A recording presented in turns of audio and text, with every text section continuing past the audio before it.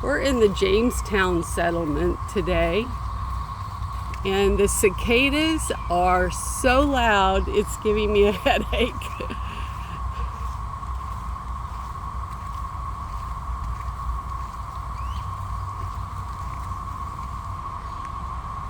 Okay, you hear that noise?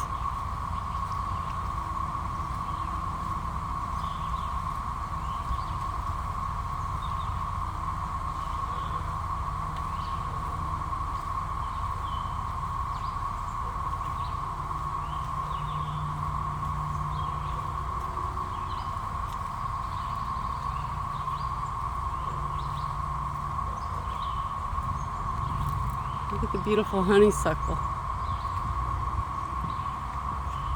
Now, for those of you who are not familiar with cicadas, they come out once every, 17 years? 17 and 13, that's the whole deal. Right now they're both out, that's why it's so loud.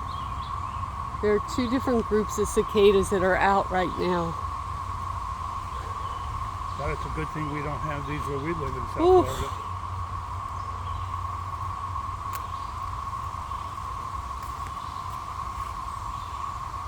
Pretty cool.